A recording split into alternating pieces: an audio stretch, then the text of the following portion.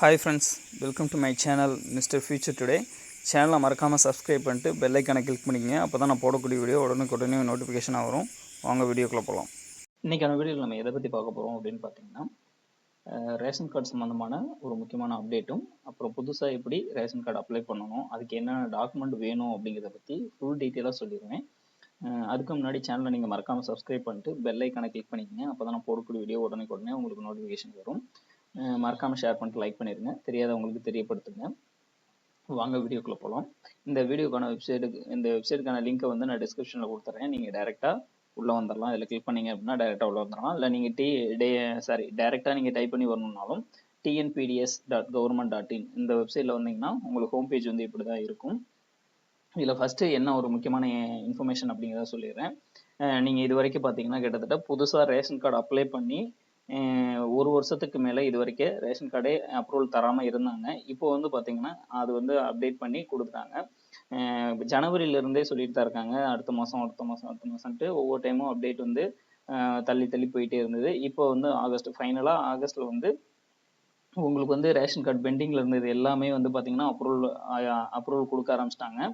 அது வந்து பார்த்தீங்கன்னா எப்படி அப்படிங்கிறது பார்த்தீங்கன்னா, நீங்கள் அப்ளை பண்ணி வெயிட் பண்ணிட்டு இருக்கீங்க அப்படின்னா உங்களுக்கு ஃபோன் பண்ணி ஒரு இன்ஃபார்ம் பண்ணுவாங்க. எப்படி அப்படின்னா, இந்த மாதிரி நீங்கள் கார்டுக்கு அப்ளை பண்ணியிருந்தீங்க அப்படின்னு சொல்லிட்டு உங்களோட டீட்டெயில் கேட்டு அவங்க கன்ஃபார்ம் பண்ணிக்குவாங்க. அப்படி இல்லை அப்படின்னா நேரடியாக நீங்கள் அப்ளை பண்ணியிருக்க அந்த அட்ரஸ், ரேஷன் கார்டுக்கு புதுசாக அப்ளை பண்ணியிருக்க அட்ரஸுக்கு நேரடியாக உங்கள் வீட்டுக்கே வந்து வெரிஃபை பண்ணுறாங்க. நீங்கள் வந்து கரெக்டான அட்ரஸில் பண்ணியிருக்கீங்களா, நீங்கள் ப்ராப்பராக எல்லா ரூல்ஸும் ஃபாலோ பண்ணியிருக்கீங்களா அப்படிங்கிற மாதிரி செக் பண்ணி அதுக்கப்புறம் அப்ரூவல் வந்து கொடுக்குறாங்க. நீங்கள் எப்படி செக் பண்ணணும் அப்படிங்கிறத நான் சொல்லிடுறேன். ஃபஸ்ட்டு இதில் அந்த வெப்சைட் ஓப்பன் ஆனதுக்கப்புறம் பார்த்தீங்கன்னா கீழே வந்து புதிய மின்னணு அட்டை விண்ணப்பிக்கன்னு இருக்கும். அதுக்கு கீழே மின்னணு அட்டை விண்ணப்பத்தின் நிலை இதில் உள்ளே போனீங்கன்னா, இப்போ நீங்கள் இது வரைக்கும் அப்ளை பண்ணி வராமையே இருக்குது அப்படிங்கிற மாதிரி சொல்லியிருப்பீங்க. 6 மந்த் ஆகலாம், இல்லை 8 மந்த்ஸ் ஆகலாம், 1 இயர் கூட ஆயிருக்கலாம். அவங்களாம் எப்படி செக் பண்ணணும் அப்படின்னு பார்த்தீங்கன்னா, கிளிக் பண்ணிங்கன்னா உங்களோட அந்த நம்பர் கொடுத்துருப்பாங்க, குறிப்பு எண். நீங்கள் அப்ளை பண்ணுறப்போ ஒரு நம்பர் கொடுத்துருப்பாங்க, இல்லைனா ஃபோனுக்கு வந்து மெசேஜ் வந்திருக்கும். அந்த நம்பரை என்டர் பண்ணிட்டு பதிவு செய் அப்படின்னு கொடுத்தீங்க அப்படின்னா, இந்த இது பார்த்தீங்கன்னா இதுவே பாருங்க, நவம்பர் 2023 பண்ணது. இப்போ ஆகஸ்ட்ல தான் அப்ரூவல் ஆகிருக்கு. அப்ரூவல் ஆகி ரேஷன் கார்டு அப்ரூவல் ஆயிருச்சு. இந்த மாதிரி இருக்கும். இது வந்து நீங்கள் விண்ணப்பம் பதிவு இருக்குன்னு சொல்லி நீங்கள் டவுன்லோட் பண்ணி வச்சுக்கலாம் காப்பியை வந்து. இது மாதிரி அப்ரூவல் கொடுக்க ஆரம்பிச்சிட்டாங்க. அதே மாதிரி பேர் நீக்கல் கொடுத்துருந்தாலும் உங்களுக்கு வந்து பேர் நீக்கலுக்கும் அப்ரூவல் கொடுக்க ஆரம்பிச்சிட்டாங்க. நீங்கள் இதை வந்து செக் பண்ணி பார்த்துக்கலாம். ஓகே, இதுதான் இன்ஃபர்மேஷன். இப்போ நீங்கள் புதுசாக இனிமேட்டு கார்டு போடுறவங்க இருந்தாலுமே நீங்கள் வந்து இனிமேட்டுக்கு அப்ளை பண்ணிங்கன்னா கண்டிப்பாக உங்களுக்கு கரெக்டான ப்ரொசீஜர் வச்சு நீங்கள் அப்ளை பண்ணிங்கன்னா கண்டிப்பாக வரும்.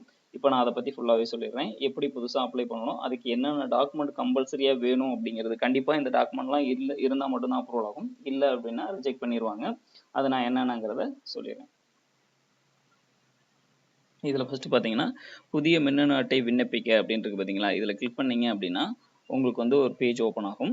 இது வந்து புதிய மின்னணு அட்டைக்கான விண்ணப்பம் அப்படிங்கிறதுக்கும், அதே மாதிரி பழைய குடும்ப அட்டை பதிவு அப்படின்ட்டு இருக்கும். பட் நமக்கு அது வந்து தேவையில்லை. இப்போ புதுசு தான் நம்ம அப்ளை பண்ண போகிறோம். இதில் கிளிக் பண்ணதுக்கப்புறம் கீழே வந்து பார்த்தீங்கன்னா யார் வந்து name of head of family யார் பேரில் கொடுக்குறீங்க அப்படிங்கிறப்ப, இப்போ வந்து ஜென்ஸாக இருக்கீங்க அப்படின்னா மிஸ்டர் அப்படின்னு சொல்லி அவங்க ஹஸ்பண்ட் நேம் அப்படிங்கிறவங்க, அவங்க தான் குடும்ப தலைவராக இருக்க போகிறாங்கன்னா அவங்களோட பேர். இது ஃபுல்லாகவே இங்கிலீஷில், இது ஃபுல்லாகவே தமிழில் நீங்கள் டைப் பண்ணிக்கணும். இல்லை லேடிஸ் பேரில் போடுறாங்க அப்படின்னா மிஸ்ஸஸ் அப்படின்னு கொடுத்துருங்க. இங்கிட்டும் திருமதி அப்படிங்கிறத நீங்கள் கொடுத்துட்டு இங்கிலீஷில் டைப் பண்ணணும். தமிழ்லையும் பார்த்தீங்கன்னா இங்கே நீங்கள் இங்கிலீஷில் டைப் பண்ணி ஸ்பேஸ் கொடுத்தீங்கன்னா உங்களுக்கு தமிழில் வந்துடும். இல்லைனாலும் அதுக்கு ஒரு சாஃப்ட்வேர் இருக்குன்னு நான் சொல்கிறேன், அதில் நீங்கள் டைப் பண்ணி இது பண்ணிக்கலாம். இது மொபைல்லையும் பண்ணலாம். மொபைலில் பண்ணுறப்ப கொஞ்சம் கேர்ஃபுல்லாக பண்ணுங்கள். ஏன்னா அதில் வந்து டைப் பண்ணுறது இதெல்லாம் வந்து மிஸ்டேக் ஆகிடக்கூடாது. மிஸ்டேக் ஆயிடுச்சு அப்படின்னா உங்களுக்கு கார்டு வரப்போ நீங்கள் என்ன டைப் பண்ணுறீங்களோ அதே தான் கார்டுலேயே வரும். முடிஞ்ச அளவுக்கு சிஸ்டத்தில் பண்ணுங்கள், அதுதான் உங்களுக்கு ரொம்ப சேஃப்டியாக இருக்கும். ஓகே, அதே மாதிரி ப்ரீ பிளானடாக நீங்கள் வந்து என்னென்ன வந்து ஸ்கேன் பண்ணி வச்சுருக்கணும் அப்படின்னு பார்த்தீங்கன்னா, கண்டிப்பாக யார் பேரில் நீங்கள் கார்டு குடும்பத் தலைவர் யாராக கொடுக்குறீங்களோ அவங்களோட ஃபோட்டோ. இது வந்து நீங்கள் ஸ்கேன் பண்ணி வச்சுருந்தாலும் சரி, இல்லை வந்து நீங்கள் லேப்டாப் இல்லை ஃபோனில் நீங்கள் என்ன சொல்கிறது பிடிக்கிறதுனாலும் சரி, நீங்கள் கேமரா வச்சு யூஸ் பண்ணி நீங்கள் ஃபோட்டோ பிடிச்சிக்கிட்டாலும் சரி, மேக்ஸிமம் பார்த்தீங்கன்னா 5 எம்பிக்கு வரைக்கும் இருக்குது. அதனால் நீங்கள் ரொம்ப கிளியராகவே நீங்கள் கொடுத்துக்கலாம். இல்லை என்கிட்ட நான் ஸ்கேன் பண்ணி வச்சுருக்க ஃபோட்டோ இருக்குது அப்படின்னாலும் நீங்கள் தாராளமாக கொடுத்துக்கலாம். இது வந்து நீங்கள் ஒன்று ஸ்கேன் பண்ணிக்கணும். அடுத்தது வந்து நீங்கள் எத்தனை பேர் இப்போ குடும்ப தலைவர், அடுத்தது வந்து அவங்க ஒய்ஃபாக இருக்கலாம், இல்லை வந்து ஹஸ்பண்டாக இருக்கலாம், அல்லது குழந்தைங்க, இவங்க எல்லாத்துக்குமே பார்த்தீங்கன்னா ஆதார் கார்டு கம்பல்சரியாக அப்லோட் பண்ணியே ஆகணும். அதனால கண்டிப்பாக ஆதார் கார்டு கொடுங்க. பர்த் சர்டிஃபிகேட் வந்து கொடுக்குறீங்க அப்படின்னா கண்டிப்பாக ஆதார் வந்து நீங்கள் அப்டேட் பண்ணுற மாதிரி இருக்கும். அதனால் முடிஞ்ச அளவுக்கு ஆதாரையே வச்சு பண்ணுங்க, பர்த் சர்டிஃபிகேட் கொடுக்காதீங்க. ஆனால் ஆப்ஷனில் பார்த்தீங்கன்னா பர்த் சர்டிஃபிகேட்னு இருக்கும், இருந்தாலுமே நீங்கள் கொடுத்தீங்கன்னா எடுத்துக்கும். பட் ஆதார் வந்து நீங்கள் கண்டிப்பாக அதில் ஆட் பண்ணுற மாதிரி இருக்கும். அதனால் ஆதாரையே கொடுத்து பண்ணிக்கிங்க. இதெல்லாம் வந்து ஸ்கேன் பண்ணி வச்சுக்கக்கூடியது. மற்ற இதெல்லாம் டீட்டெயில் இருந்தால் மட்டும் போதும். குடும்ப தலைவர் பேரை போட்டுக்குங்க, திருவா திருமதியா அப்படிங்கிறத கொடுத்துட்டு இங்கிலீஷ் அண்ட் தமிழில் கொடுத்துருங்க. தமிழுக்கான நான் சாஃப்ட்வேர் வந்து சொல்கிறேன். தமிழுக்கு வந்து நீங்கள் டைப் பண்ணணும்னு பார்த்தீங்கன்னா இதில் வந்து நான் ஒரு வெப்சைட் வந்து யூஸ் பண்ணுவேன். இது வந்து பார்த்தீங்கன்னா ஈஸி டைப்பிங் அப்படின்னு சொல்லியிருக்கும். நீங்கள் சிஸ்டத்தில் யூஸ் பண்ணுறீங்கன்னா ரொம்ப ஹெல்ப்ஃபுல்லாக இருக்கும் இது. இதில் வந்து நீங்கள் தங்கிலீஷில் டைப் பண்ணுறீங்கன்னாவே போதும், ஆட்டோமேட்டிக்காக உங்களுக்கு வந்துடும். ஜஸ்ட் நான் இப்போ ஒரு நேம் டைப் பண்ணிட்டேன் பாருங்கள். இப்போ முருகன் அப்படின்னு டைப் பண்ணுறேன் அப்படின்னா முருகன் அப்படிங்கிறது வந்துடும். அது மாதிரி நீங்கள் டைப் பண்ணி ஸ்பேஸ் கொடுத்தீங்கன்னா வந்துடும். இதை ஜஸ்ட் நீங்கள் காப்பி பண்ணி பேஸ்ட் பண்ணால் மட்டும் போதும். இந்த மாதிரி நீங்கள் அட்ரஸ்க்காக இருக்கட்டும் எல்லாத்துக்குமே நீங்கள் இதுலேருந்து டைப் பண்ணி நீங்கள் ஜஸ்ட் கொடுத்துக்கலாம். இங்கிலீஷில் நீங்கள் அஸ் யூஷுவல் எப்படி கொடுக்குறீங்களோ அதே மாதிரி ஸ்பெல்லிங், அட்ரஸ், ஃபஸ்ட்டு அவங்க நேமு, அதுக்கப்புறம் ஹஸ்பண்டா அல்லது ஃபாதர் நேமா. இப்போ வந்து லேடிஸ் பேரில் போடுறீங்க அப்படின்னா ஹஸ்பண்ட் அது ஃபாதர் அந்த மாதிரி போட்டுக்குங்க. இதே வந்து ஜென்ஸ் பேரில் போடுறீங்கன்னா அவங்களோட அப்பா பேர் போட்டுக்குங்க. அதே மாதிரி அட்ரஸ் லைன், இதில் வந்து அட்ரஸ் அண்ட் ஸ்ட்ரீட் நேம் போட்டுக்குங்க. இதுக்கு கீழே வந்து உங்களோட ஏரியா அந்த இது எல்லாமே நீங்கள் கரெக்டாக போட்டுக்குங்க. அதுக்கு இதே மாதிரி தமிழ்லையும் போட்டுக்குங்க. தமிழில் உங்களுக்கு டைப் பண்ணுறதுல ஸ்பெல்லிங் மிஸ்டேக் வருது அப்படின்னா இந்த வெப்சைட்லேருந்து டைப் பண்ணி காப்பி பண்ணி பேஸ்ட் பண்ணிக்கோங்க. இதில் சிஸ்டத்தில் பண்ணுறப்போ உங்களுக்கு ரொம்ப யூஸ்ஃபுல்லாக இருக்கும். மொபைலில் பண்ணுறப்போ கொஞ்சம் சிரமமாக இருக்கும், அதை மட்டும் பார்த்துக்குங்க. அப்படியே மொபைலில் பண்ணுறீங்க, உங்களுக்கு வந்து வேறு சோர்ஸ் இல்லை அப்படிங்கிறப்ப நீங்கள் வந்து டெஸ்க்டாப் மோடில் வச்சு பண்ணுங்கள், அது கொஞ்சம் யூஸ்ஃபுல்லாக இருக்கும். ஓகே, இதெல்லாம் பண்ணிவிட்டு கடைசியாக நீங்கள் ஃபோட்டோவும் அப்லோட் பண்ணிடுங்க. அப்லோட் பண்ணிவிட்டு அதுக்கப்புறம் பார்த்தீங்கன்னா டிஸ்ட்ரிக்ட், நீங்கள் என்ன டிஸ்ட்ரிக்கோ அந்த டிஸ்ட்ரிக்கை கொடுங்க. ஃபார் எக்ஸாம்பிள் நான் திருச்சி கொடுக்குறேன். இப்போ நீங்கள் டிஸ்ட்ரிக்ட் கொடுத்ததுக்கப்புறம் அடுத்தது உங்களோட வட்டம் என்னமோ அந்த வட்டத்தை கொடுத்துருங்க. அதே மாதிரி உங்கள் கிராமம், நீங்கள் வட்டம் என்ன கொடுக்குறீங்களோ அதில் தான் உங்கள் கிராமம் வரும். இல்லைன்னா ஆப்ஷன் ஒர்க் ஆகாது. நீங்கள் என்ன ஒர்க் கொடுக்குறீங்களோ ஜஸ்ட் ஒரு எக்ஸாம்பிள் தான் கொடுக்குறேன். நீங்கள் அதில் கொடுத்தீங்கன்னா உங்கள் வில்லேஜ் வந்து வரும். அதை என்ட்ரு பண்ணிங்க. என்ட்ரு பண்ணிட்டு உங்களோட பின்கோடு கரெக்டாக கொடுத்துக்குங்க. அதே மாதிரி மொபைல் நம்பர் வந்து எப்படி கொடுக்கணும் அப்படின்னு பார்த்தீங்கன்னா இதுலேயே கீழே கொடுத்துருக்காங்க பாரு, இந்த கைபேசியின் எதிர்கால தகவல் தொடர்புக்கு பயன்படுத்தப்படும். நீங்கள் வந்து ஃபியூச்சரில் வந்து பொருள் வாங்குறப்போ உங்களுக்கு மெசேஜ் வரதா இருக்கட்டும், நீங்கள் அதுக்கப்புறம் எப்போ நீங்களாம் ஒவ்வொரு டைமும் நீங்கள் இந்த வெப்சைட்டில் உள்ளே போகலையும் ஃபோன் நம்பர் கொடுத்து ஓடிபி என்ட்ரு பண்ணி தான் உள்ளே போவீங்க. அதனால் இந்த நீங்கள் கொடுக்குற நம்பர் வேறு எந்த ரேஷன் கார்டுலையுமே லிங்க் ஆகிருக்கக்கூடாது. அந்த மாதிரி ஒரு ஃபோன் நம்பர் கொடுங்க. இதெல்லாம் வந்து கம்பல்சரி. இதெல்லாம் கொடுத்ததுக்கப்புறம் மெயில் ஐடிலாம் ஆப்ஷனல் தான், இருந்தால் கொடுத்துக்கலாம். அதே மாதிரி எஸ்டிடி நம்பரும் ஆப்ஷனல் தான், இது இருந்தால் கொடுக்கலாம், இல்லைனாலும் பிரச்சனை இல்லை. இதெல்லாம் கொடுத்ததுக்கப்புறம் உறுப்பினர் சேர்க்கை அப்படின்னு சொல்லி கொடுத்தீங்கன்னா இந்த மாதிரி வந்துடும். இதில் வந்து ஃபஸ்ட்டு நீங்கள் குடும்பத் தலைவர் யாரை கொடுக்குறீங்களோ அவங்களோட நேம் வந்து வந்துடும். இங்கிலீஷ்லேயும் தமிழ்லேயும் வந்துடும்.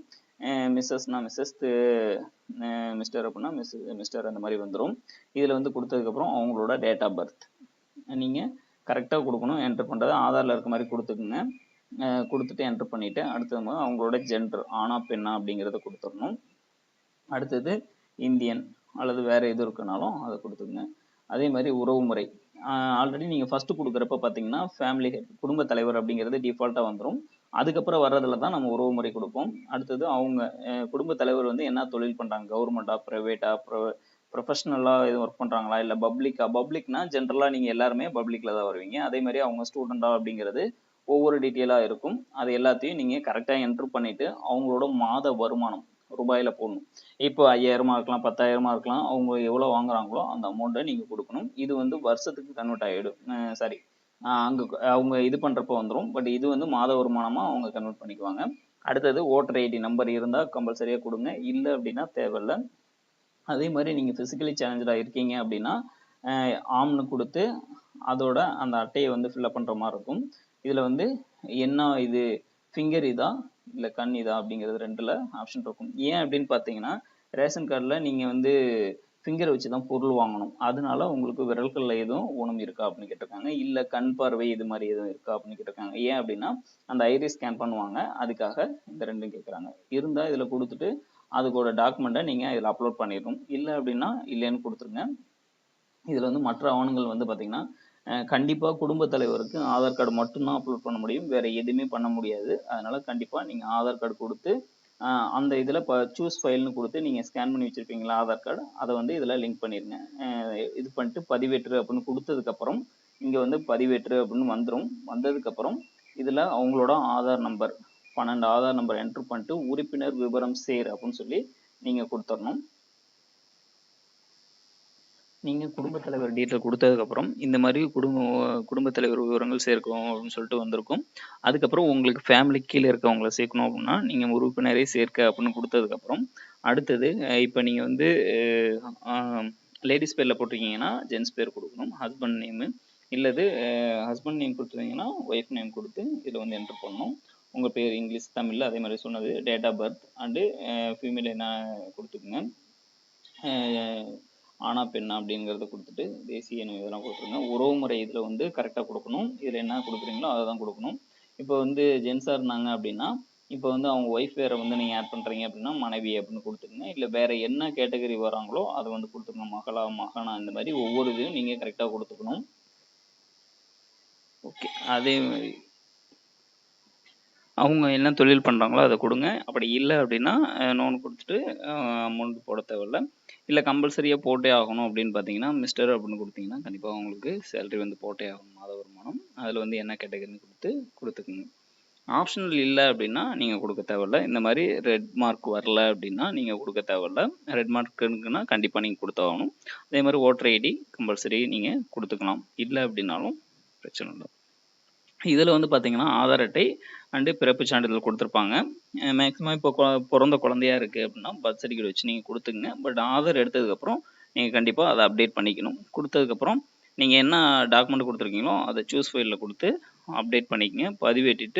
பதிவேற்று அப்படின்னு கொடுத்ததுக்கப்புறம் ஆதார் நம்பரை என்ட்ரு பண்ணிக்கங்க. பர்த் சர்டிஃபிகேட் இருந்தால் தேவையில்லை. கொடுத்துட்டு நீங்கள் உறுப்பினர் சேர்க்க அப்படின்னு சொல்லி கொடுத்துடணும். இது மாதிரி நீங்கள் எத்தனை பேர் இருக்காங்களோ அத்தனை பேர்த்துக்கும் நீங்கள் ஒவ்வொருத்தருக்கா இண்டிவிஜுவலாக நீங்கள் சேர்த்துக்கணும். சேர்த்து முடிச்சு அடுத்த கேட்டகரி வந்து பார்த்தீங்கன்னா அட்டை தேர்வு அப்படின்னு இருக்கும். இதில் வந்து பார்த்தீங்கன்னா மொத்தம் 3 கேட்டகரி இருக்குது. பண்டகமில்லா அட்டை, எந்த பொருளுமே வாங்காமல் வெறும் ப்ரூஃபுக்காக மட்டும் வச்சுருப்பாங்க ரேஷன் கார்டு, அதுதான் பண்டகமில்லா அட்டை. இன்னும் கம்யூனிட்டி கார்டு அப்படின்னு சொல்லி இருக்கும்.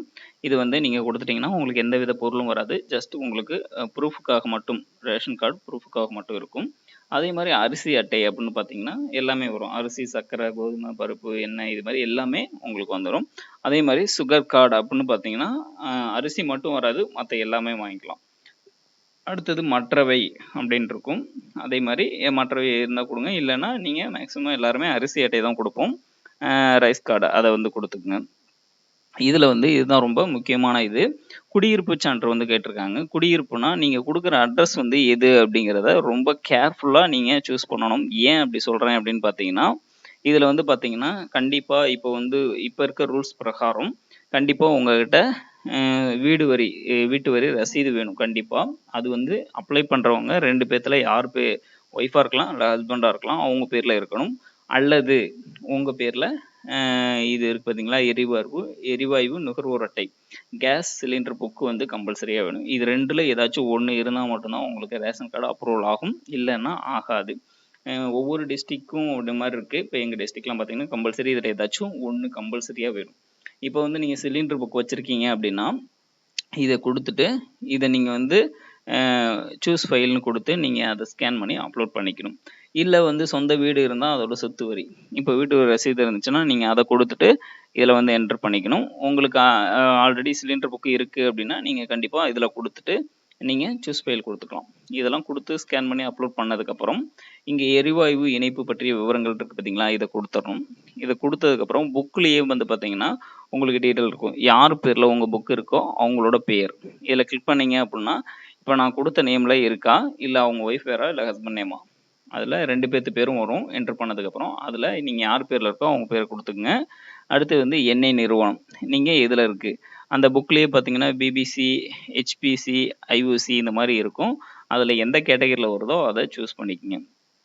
அடுத்தது எல்பிஜி நுகர்வோர் எண், அந்த இதில் உங்களுக்கு கன்சியூமர் நம்பர்னு சொல்லிட்டு இருக்கும். அந்த கன்சியூமர் நம்பர் வந்து பார்த்தீங்கன்னா இதில் என்ட்ரு பண்ணிக்கோங்க. அடுத்தது எரிவாயு நிறுவனத்தின் பெயர், இப்போ பாரத் ஏஜென்சி இந்த மாதிரி இருக்கும். அடுத்து ஹெச்பி இருக்கும். இந்த மாதிரி நிறைய இருக்குது. இண்டைன் இந்த மாதிரி நிறைய இருக்குது. அதில் உங்களுது எதுவோ அந்த நேமை என்டர் பண்ணிக்கங்க. உங்களோட சிலிண்டர் எண்ணிக்கை எத்தனை இருக்குது, கவுண்டிங் 1ஆ 2ஆ இந்த மாதிரி இருக்கும். அதை வந்து என்டர் பண்ணிக்கங்க. அதே மாதிரி 2 சிலிண்டர் புக் வச்சுருக்கீங்க அப்படின்னாலும் இதுலேயும் அதை வந்து யார் பேரில் இருக்குது என்ன அப்படிங்கிறத டீட்டெயில் கொடுத்து ஃபில்அப் பண்ணிக்கங்க. இல்லை அப்படின்னா தேவையில்லை. ஒன்று வந்து கம்பல்சரியாக கொடுக்கணும்னா கொடுத்துங்க. எல்லாம் கொடுத்து முடிச்சதுக்கப்புறம் இதில் வந்து உறுதிப்படுத்துக அப்படின்னு சொல்லி கொடுத்துட்டீங்க அப்படின்னா பதிவு செய்யணும் வரும். நீங்கள் பதிவு செஞ்சிட்டீங்க அப்படின்னா ஒரு தடவை நீங்கள் ரிவ்யூ பண்ணுற மாதிரி இருக்கும். எல்லாத்தையும் நீங்கள் கரெக்டாக இருக்கான்னு செக் பண்ணிவிட்டு உறுதி கொடுத்துட்டீங்க அப்படின்னா உங்களுக்கு ஜென்ரேட் ஆகி உங்களுக்கு அந்த வந்து ரெஃபரன்ஸ் நம்பர் கொடுத்துருவாங்க. நம்பர் கொடுத்ததுக்கப்புறம் நான் ஃபஸ்ட்டு செக் பண்ணேன் பார்த்தீங்களா, அந்த வெப்சைட்டில் செக் பண்ண உங்களுக்கு நம்பர் வந்து ரெஜிஸ்டர் ஆகி வந்துடும். அதே மாதிரி நீங்கள் கொடுத்த ஃபோன் நம்பருக்கும் நம்பர் வந்துடும். வந்ததுக்கப்புறம் மின்னணு அட்டை விண்ணப்பத்தின் நிலை அதில் கொடுத்து உங்களோட அந்த நம்பரை கொடுத்து நீங்கள் செக் பண்ணிக்கலாம். இதுதான். பட் இதெல்லாம் கம்பல்சரியாக எது எது வேணுமோ அதெல்லாம் நான் சொல்லியிருப்பேன். கம்பல்சரியாக இதெல்லாம் வச்சா மட்டும்தான் ரேஷன் கார்டு அப்ரூவல் ஆகும். அதே மாதிரி பேர் நீக்கிறதுக்கும் இந்த மாதிரி சில ரூல்ஸ் எல்லாம் இருக்குது. அதெல்லாம் ஃபாலோ பண்ணுங்கள். தெரியலன்னா சொல்லுங்கள். நான் வந்து என்னென்ன டாக்குமெண்ட் வேணும் அப்படிங்கிறத சொல்லிடுறேன். இப்போ நிறைய வந்து அப்டேட் பண்ணியிருக்காங்க. So thank you. Thanks for watching. Subscribe my channel.